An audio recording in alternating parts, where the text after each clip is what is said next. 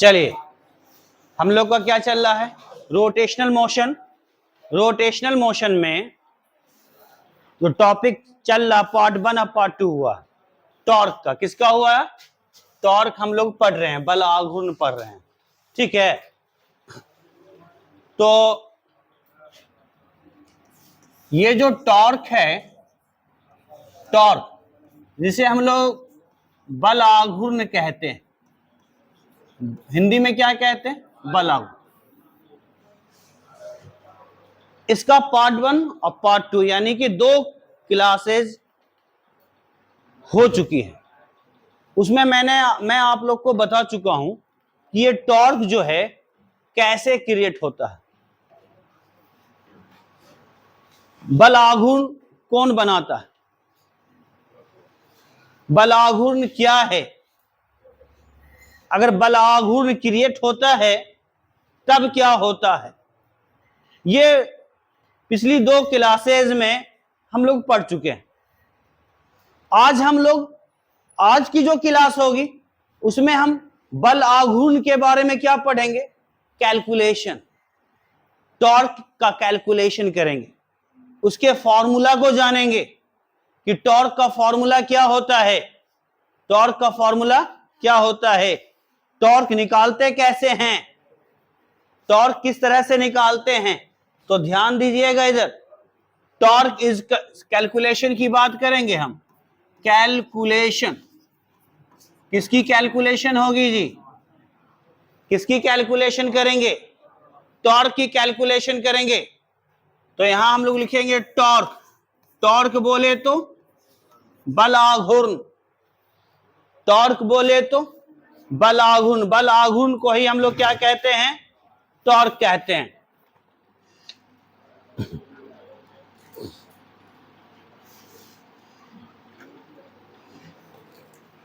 चलिए, आप लोग को मैं एक एग्जांपल दे चुका हूं, मैं समझा चुका हूं। मोमेंट ऑफ मास याद है ना?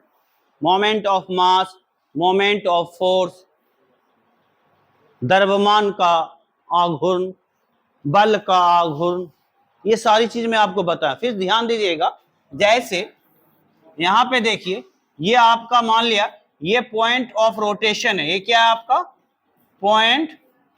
Point of rotation, point of rotation. ये कोई जरूरी नहीं है कि दो वस्तुओं, दो कणों का कोई निकाय हो, दो कणों का कोई निकाय हो, दो पार्टिकल्स का अगर कोई सिस्टम हो तो उसका पॉइंट ऑफ रोटेशन बीच में हो। ये कोई जरूरी नहीं है। आप लोगों को लगता हो सर हमेशा बीच में ही देते हैं, मिड पॉइंट में ही देते हैं, ऐसा कुछ नहीं है। हम कहीं पे भी पॉइंट ऑफ रोटेशन कंसीडर कर सकते हैं, समझ रहे हो ना? तो चलिए, ये हमारा पॉइंट ऑफ रोटेशन है, यानी कि ओरिजिन पॉइंट है, मूल बिंदु है। और एक यहां देखिएगा, एक पार्टिकल यहां, इस पर फोर्स लग रहा है नीचे F, इसे आप F1 माने, ये आपका है F2 ऊपर, और यहां से लेके यहां तक का डिस्टेंस R1 और ये डिस्टेंस R2। देख रहे हैं? पॉइंट ऑफ रोटेशन ये है O, ये पॉइंट ऑफ रोटेशन। एक फोर्स इधर F1, एक फोर्स इस पे F2, ऊपर है ना, ये ऊपर है, एक फोर्स नीचे, एक फोर्स ऊपर, बीच में है पॉइंट ऑफ रोटेशन। ये रोटेट होगा, ये रोटेट होगा, देख रहे हैं? ऐसे एक बल ऐसे लगेगा इसको ऊपर, ये रोटेट होगा ना, टॉर्क है ना। क्योंकि 2 फोर्स, यहां ध्यान दीजिए, ये दोनों फोर्स क्वांटिटी में इक्वल हैं। F1 और F2 क्या है? इक्वल है। F1 बराबर F2 है, मैग्नीट्यूड इक्वल है, डायरेक्शन अपोजिट है। देख रहे हैं? एक ऊपर एक नीचे, अपोजिट इन डायरेक्शन, डायरेक्शन इसकी अपोजिट है, मैग्नीट्यूड भी इक्वल है, और पैरेलल भी है, एंटी पैरेलल भी है, समांतर भी है। देख रहे हैं? एक यहां है, एक यहां है, समांतर है ना, ये समांतर है ना, और यही नहीं डिफरेंट पॉइंट पर अप्लाई भी हो रहा है, एक पॉइंट पे नहीं है, एक बल यहां पे है, एक फोर्स यहां पे अप्लाई हो रहा है, एक फोर्स यहां पे अप्लाई हो रहा है, तो तीनों प्रॉपर्टीज खूबियां यहां पे है ना, तो टॉर्क क्रिएट होगा, घूमेगी ना, रोटेट होगी ना, ये रोटेट होगी। चलिए कितना फोर्स अप्लाई हो रहा है, 2, तो सबका मोमेंट ऑफ फोर्स होगा, moment of force, moment of force. तो टॉर्क क्या है, टॉर्क इक्वल टू हम लिख सकते हैं यहां पे हम moment of force, moment of, तो कैलकुलेशन कैसे करें, देखिए torque is equal to moment of force. अब ये वर्ड आपके सामने नया वर्ड आया था, मोमेंट ऑफ फोर्स क्या है, मोमेंट ऑफ मास बताए थे ना। अच्छा इसका मोमेंट ऑफ फोर्स कितना होगा, ये F1 का मोमेंट ऑफ फोर्स कितना होगा बताइए तो आप लोग, F1 का मोमेंट ऑफ F1 कितना होगा, बोलो ना जी, पढ़ा चुका हूं ना मैं। मोमेंट ऑफ F1 मोमेंट कैसे निकलता है, जो फिजिकल क्वांटिटी है, तो फिजिकल क्वांटिटी F1 है, जो फिजिकल क्वांटिटी है वो मल्टीप्लाई क्या, डिस्टेंस, कहां से कहां तक का डिस्टेंस, पॉइंट ऑफ रोटेशन, यहां से यहां तक की दूरी कितनी है, R1, तो F1 और समझ रहे हैं, ये क्या निकला आपका, moment of force, moment of F1, इसी तरह होगा moment of F2, moment of F2 होगा ना, अरे moment of F1, moment of F2 क्या हुआ, ये मोमेंट ऑफ F1 और ये होगा मोमेंट ऑफ F2, तो मोमेंट ऑफ F2 कितना होगा देखिए तो, मोमेंट ऑफ F2, मोमेंट बोले तो हिंदी में क्या कहेंगे, आघूर्ण, क्या आघूर्ण कहते हैं ना, मोमेंट ऑफ फोर्स, बल का आघूर्ण, द्रव्यमान का आघूर्ण, मोमेंट।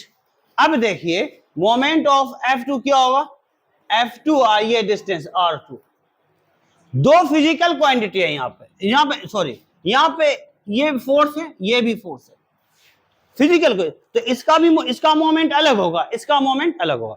मैंने आपसे कहा था मोमेंट ऑफ मास याद है ना, तो एक होता है एंटी पैरेलल, एक होता है एंटी क्लॉकवाइज, एक होता है एंटी क्लॉकवाइज, तो जो क्लॉकवाइज होता है वो माइनस में होगा, एंटी क्लॉकवाइज प्लस में होगा।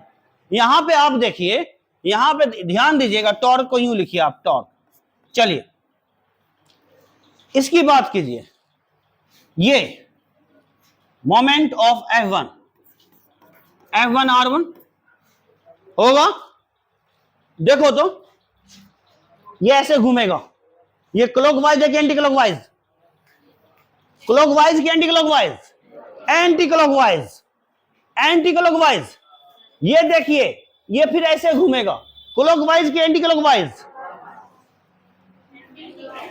अरे दोनों एंटी क्लॉकवाइज है, दोनों यहां पे एंटी क्लॉकवाइज है, देख रहे हैं आप, ये देखिए ये ऐसे घूमेगा, घड़ी का कांटा तो ऐसे घूमता है ना, यहां पे देखिए, यहां पे ये भी ऐसे घूम रहा है, यहां पे ये भी ऐसे घूम रहा है, दोनों एंटी क्लॉकवाइज है, क्लॉकवाइज नहीं है यहां पर, ये भी एंटी क्लॉकवाइज, ये भी एंटी क्लॉकवाइज, दोनों एंटी क्लॉकवाइज, दोनों पॉजिटिव होगा, तो दोनों ऐड होगा, माइनस रहता था, मोमेंट ऑफ मास में एगो प्लस था एगो माइनस था, तब ने बीच में माइनस दे दिए था, यहां दोनों पॉजिटिव है, जो क्यों दोनों पॉजिटिव है कि दोनों एंटी क्लॉकवाइज है, दोनों सेम डायरेक्शन में है, एक ही दिशा में है, तो दोनों का साइन पॉजिटिव ही होगा, क्योंकि एंटी क्लॉकवाइज है। तो चलिए पॉजिटिव होगा, क्या होगा,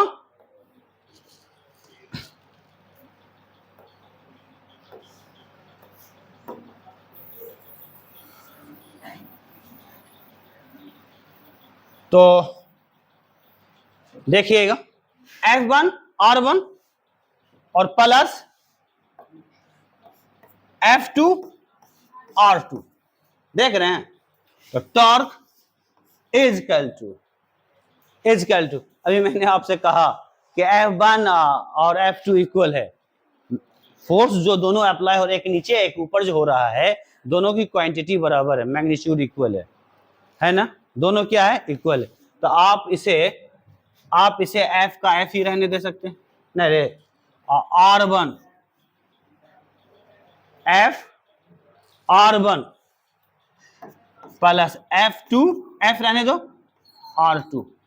अच्छा ये R1 और R2 दोनों को ये याद है ना, दोनों R1 plus R2 is equal to R है ना। तो चलो torque is equal to F, torque is equal to क्या होगा, F और F कॉमन ले ले आप, R1 प्लस R2, तो टॉर्क इजकल टू क्या आया, F R। टॉर्क क्या कितना निकला, F और R। इसमें अभी बहुत, ये आप पहले बताइए, समझ में आया। तो टॉर्क की परिभाषा, टॉर्क बराबर क्या है, F R। F क्या है, बल, F क्या है, बल, ये वाला बल, दो बल जो लगता है। ये R क्या है, दूरी, ये R क्या है, दूरी, कौन सी दूरी, डिस्टेंस, कौन सा distance, perpendicular distance between two forces. देखो एक फोर्स इधर है, एक फोर्स इधर है, इसके बीच का परपेंडिकुलर डिस्टेंस, क्रॉस नहीं। अब ऐसा ना कि डिस्टेंस हम इधर से ले लेंगे, नहीं, ये परपेंडिकुलर नहीं होगा, दो फोर्स के बीच डिस्टेंस होगा, ये भी दो फोर्स के बीच डिस्टेंस होगा, लेकिन परपेंडिकुलर नहीं होगा।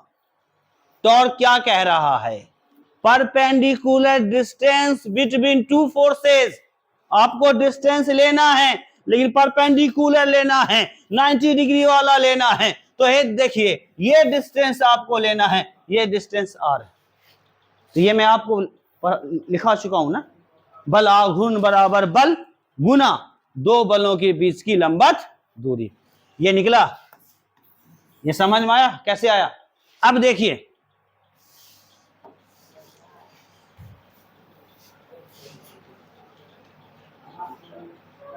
देखिए इधर ध्यान दीजिएगा, टॉर्क बल आघूर्ण कौन सी राशि है, सदिश की अदिश, सदिश राशि, मैं बताऊंगा सदिश राशि, ये सदिश राशि है। ये फोर्स कौन सी राशि है, ये सदिश राशि है। ये विस्थापन कौन सी राशि है, सदिश। दो राशि को गुना किया गया और क्या मिला हमें, दो राशि को गुना करने के बाद क्या प्राप्त हुआ, दो सदिश राशि को जब हमने गुना किया है तो हमें मिला भी सदिश है।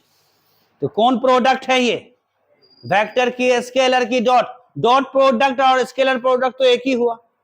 जब दो सदिश राशि को, जब दो वेक्टर क्वांटिटी को गुना किया जाता है और कोई अदिश राशि मिलता है, तो वैसे गुणनफल को हम लोग स्केलर प्रोडक्ट कहते हैं, डॉट प्रोडक्ट कहते हैं।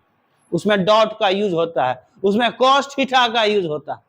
लेकिन जब दो सदिश राशि को, जब दो वेक्टर क्वांटिटी को गुना किया जाता है और गुना करने के बाद जो प्राप्त होता है वो भी सदिश ही राशि होता है। जैसे ध्यान दीजिए, यहां मैंने बल को, यहां मैंने विस्थापन को गुना किया है, बल विस्थापन को गुना किया तो मिला क्या, बल आघूर्ण। बल आघूर्ण भी सदिश राशि है, सदिश राशि ही प्राप्त हुआ है। इसलिए इस प्रोडक्ट को, इस गुणनफल को हम वेक्टर प्रोडक्ट कहेंगे, और वेक्टर प्रोडक्ट में क्रॉस लिखा जाता है, डॉट नहीं लिखा जाता है, डॉट उसमें साइन थीटा यूज होता है।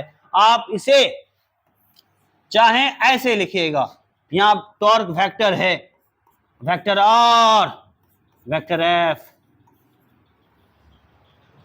इसे आप यूं भी लिख सकते हैं, ऐसे ही लिखिए, ऐसा।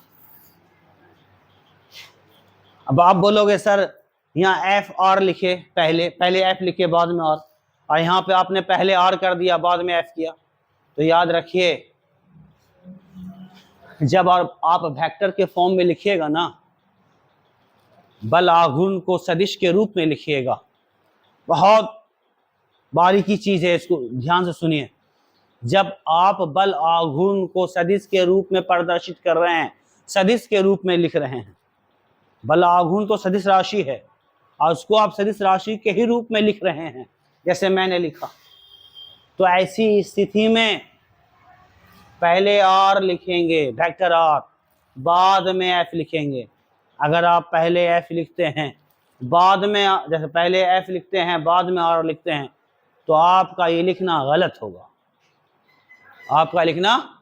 अब क्यों लिखना गलत होगा? पहले आर क्यों लिखा जाता है, बाद में एफ क्यों लिखा जाता है? इसके पीछे भी रीजन है, वो भी मैं आपको बताऊंगा। ऐसा क्यों लिखा जाता है, ऐसा क्यों? आर को पहले, एफ को पहले, वेक्टर फॉर्म में लिखेंगे तब। लेकिन अगर मैं ऐसे ही स्केलर फॉर्म में, देखिए आप खुद देखिए, अगर मैं ऐसे इस रूप में लिखूं टॉर्क, अब मैंने तीर का निशान इस पे नहीं दिया, यानी वेक्टर फॉर्म में नहीं, तो आपका मन है इसे आप एफ आर लिखिए और एफ लिखिए, आपकी मर्जी, आपकी मर्जी। अब ये आपका साइन थीटा, ये आपका क्या है, साइन थीटा। चूंकि आपको मैंने अभी कहा कि आप वेक्टर पढ़ के आए हो, वेक्टर में आपने पढ़ा होगा कि जब दो वेक्टर को गुना किया जाए और वेक्टर ही प्राप्त हो तो साइन थीटा यूज किया जाता है, क्रॉस प्रोडक्ट यूज किया जाता है। यहाँ पे देखो साइन थीटा मैंने यूज किया है, क्रॉस प्रोडक्ट यूज। और अगर मैं इस रूप में लिखूं तो इसको वेक्टर, ये समझ में आया आप? अब इसको सदिश बनाना है तो यूनिट वेक्टर से मल्टीप्लाई कर दो, ये सदिश के रूप में हो गया।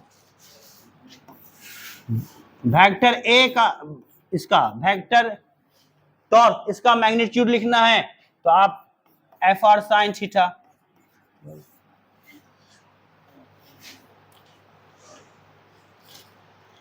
तो ये आपका फॉर्मूला निकला, torque is equal to R vector R multiply vector F sine theta. मैं ये आपको आगे बताऊंगा ये क्या है ना। फिलहाल इतना समझिए, इसे हम एफ आर नहीं लिखेंगे, क्या लिखेंगे, आर एफ, आर और एफ। क्यों? इसका रीजन मैं आपको बताऊंगा। फिलहाल देखिए कि जो टॉर्क है, बल आघूर्ण है, यह सदिश राशि है। ये क्या है, सदिश राशि, और इसकी दिशा होगी, इसकी क्या होगी, दिशा होगी। अब फिर इसकी दिशा को कैसे बताया गया है, दिशा भी बताना है ना, और इसके पास तो दिशा भी होगी ना, तो इसकी दिशा को हम लोग कैसे बताएंगे? उसके लिए राइट हैंड रूल यूज किया गया, राइट हैंड स्क्रू रूल, उसका यूज किया गया, ये यूज किया गया। इसके द्वारा हम बताएंगे कि टॉर्क की दिशा किधर होगी, इस बल आघूर्ण की दिशा किधर होगी। क्योंकि बल आघूर्ण सदिश राशि है, दिशा तो आपको बताना ही पड़ेगा, दिशा तो आपको बताना ही पड़ेगा कि इसकी दिशा किधर होगी। तो दिशा बताने के लिए क्या यूज किया गया, राइट हैंड स्क्रू रूल। मेरी बात समझ रहे हम क्या कह रहे हैं? अब वो रूल क्या है, वो कैसे है, वो मैं आपको बताऊंगा। फिलहाल ये समझिए कि